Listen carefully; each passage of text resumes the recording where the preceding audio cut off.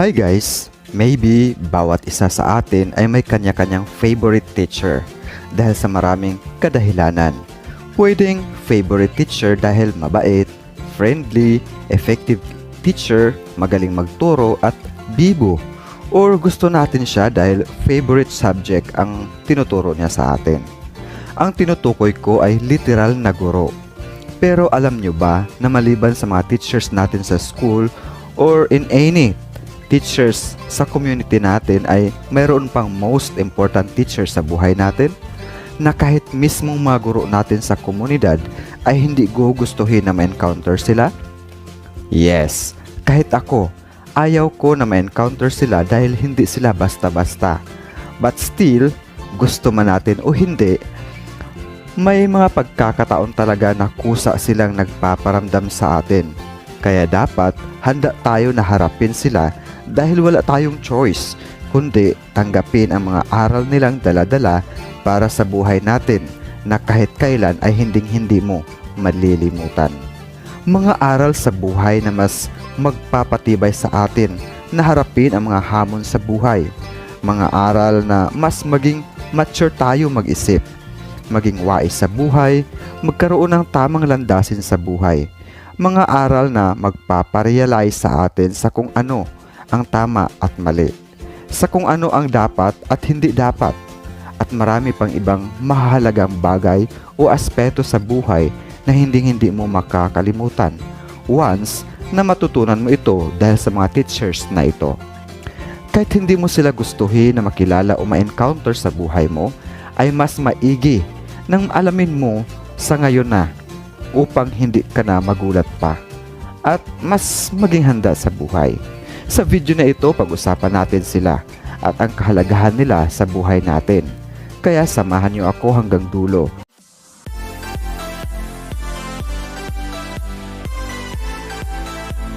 Narito ang most important teachers or mentors sa buhay natin. Una, empty pocket. Guys, bakit natin masasabi na isa sa most teacher ang kawalan o ang pagkakaroon ng kawalan ng pera?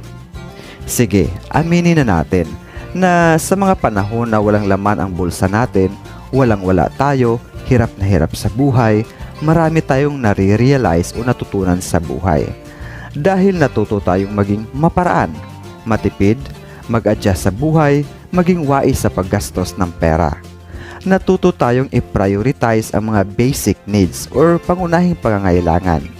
Dahil sa hirap ng buhay, natuto tayong magpakumbaba, matulungin sa kapwa na nangangailangan. Natuto tayong mag-budget.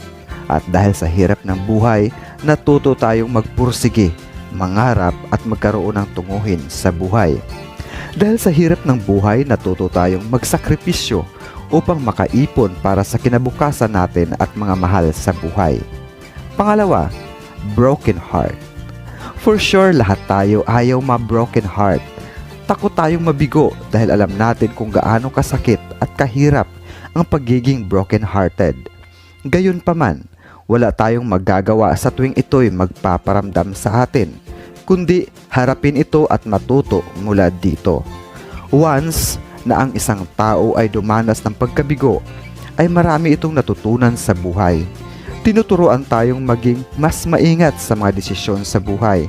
Natuto tayong magkaroon ng standard sa buhay at karamihan sa atin, natutong mahalin ang sarili bago magmahal ng iba. Dahil paano ka nga naman magmahal ng iba kung mismo sarili mo ay hindi mo kayang mahalin? Mas nagiging wise tayong magkilatis ng tao. Tumatalas ang ating pakiramdam. Mas na-appreciate natin ang mga taong tunay na nagmamahal sa atin. Natuto tayong huwag makipag-commit ng basta-basta sa isang tao dahil takot tayong mabigo.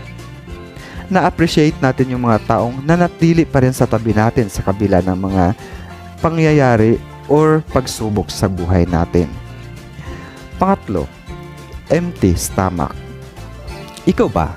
Ano ang natutunan mo noong mga panahong gutom na gutom ka?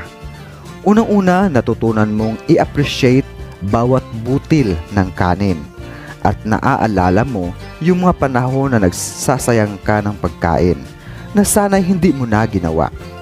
Nagkaroon ka ng simpatya sa mga taong naggugutom sa lansangan na naging daan upang tulungan sila. Natuto tayong magsipag na kumayod upang hindi maranasan ang ganitong buhay.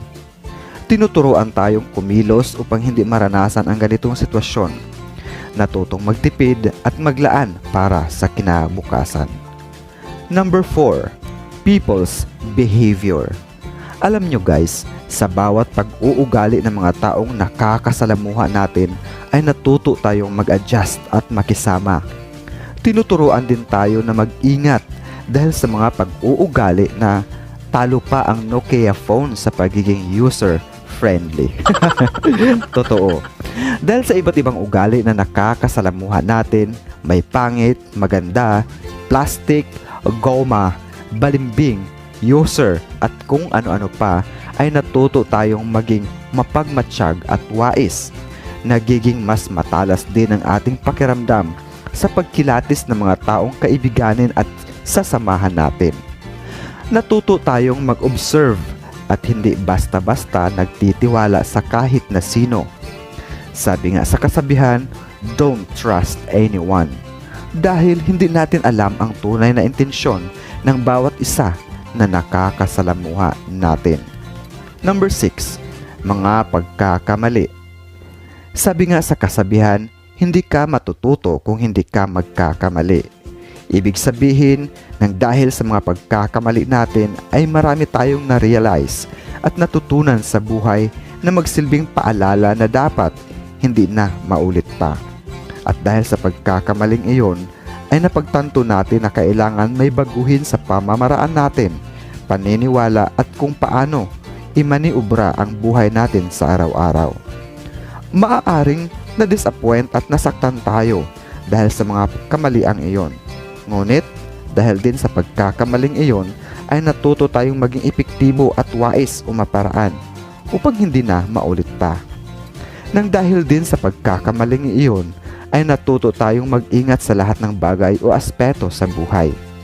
Alam kong hindi madaling bumangon mula sa pagkalugmok. Ngunit, dahil dyan ay natuto tayong maging wais at matatag na lumaban sa iba't ibang hamon sa buhay. Ika nga, as we grow older, life is a continuous learning. Ibig sabihin, hindi porket matanda ka na, ay alam mo na ang lahat at hindi ka na marunong magkamali. Lahat tayo nagkakamali, bata man o matanda, dahil nga nobody is perfect. Ang mahalaga ay natuto tayo mula sa pagkakamaling iyon na magsilbing aral sa atin o paalala upang hindi na maulit pa. Sana marami tayong natutunan at na-realize sa buhay natin sa kasalukuyan.